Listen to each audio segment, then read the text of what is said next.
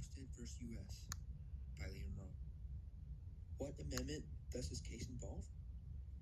This case involves the Fourth Amendment. The Fourth Amendment protects from unlawful search and seizure, requiring police, as well as other government officials, to need either a warrant or probable cause to search any private property, and any evidence collected illegally is unable to be used in a court of law. Following the collapse of the Articles of Confederation, the U.S. Constitution was drafted to create a federal, more powerful government. In a compromise between Federalist and Anti-Federalist states, the Fourth Amendment, along with 9 others in the Bill of Rights, was added to the Constitution as a compromise between the ideologies to create a balanced, yet more effective government to ratify the Constitution and reform the country. It was ratified, along with the other amendments in the Bill of Rights, on January 15, 1791. The amendment was later changed to allow greater exclusionary protections, so giving greater liberties to investigations conducted for foreign intelligence gathering and searches on business records. There's controversies around the amendment, around how much information the government can get from you through the internet without getting a warrant. The facts of the case. Roy Olmstead was a manager of an operation producing, importing, and distributing bootleg liquor. Federal prohibition officers tapped the wires of his telephone to collect evidence of his crimes without warrant. He was arrested, but he claimed that the information required by federal officers was protected by the Fourth Amendment, and thus the search was unlawful. Evidence collected by wiretapping was to be excluded. Lower court verdicts. The District Court of Western Washington ruled guilty to charges of bootlegging. The Ninth Circuit Appellate Court sustained the verdict and claimed all seizures were constitutional.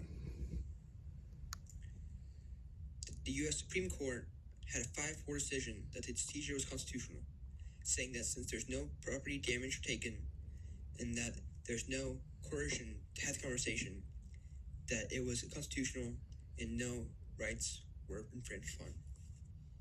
Arguments. The plaintiff argued that without the warrant, the tapping in of the telephone wires and listening in on private conversations violates the Fourth and Fifth Amendment rights. The Fourth Amendment rights being protections against unlawful search and seizure, and the Fifth Amendment being protections against self-incrimination. The defendant argued that since there was no damage or seizure of physical property, a warrant was not needed for the wiretap. Relief sought. The plaintiff wanted an overturn of a sentence. Majority court decision. 5 of the 9 Supreme Court justices voted in favor of the defendant, stating that there's no constitutional infringement. Justices being Chief Justice Taft, Justice Von Devanter, Justice Brandeis, Justice McReynolds, and Justice Sanford.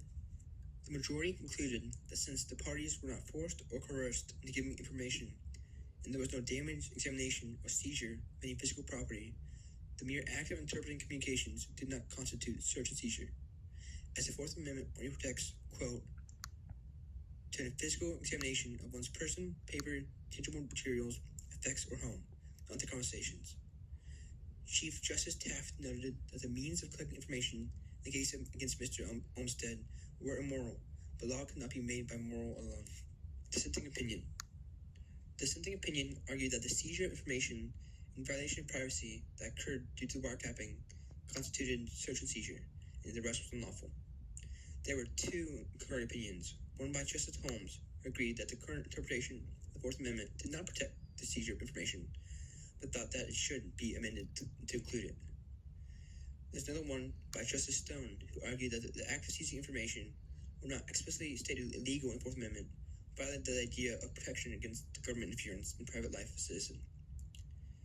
They did not argue, differences being that they did not argue that the search was legal, but they think that it should be legal, or is in some way in opposition to the Constitution. Case significance. The case took protection against seizure information from the Fourth Amendment. This case involves the Fourth and Fifth Amendments. Case relevance. The case was superseded by the Katz v. U.S. case in 1967. Katz v. U.S. interpreted the Fourth Amendment as guaranteeing the privacy of an individual instead of protection of material possession. Katz was charged with a wire fraud after being recorded in a phone booth.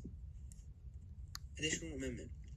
27th Amendment prevents Congress members from voting to increase their own salaries. It was created to prevent this from happening and draining U.S. government money. It was proposed in 1789 by James Madison and ratified in 1992.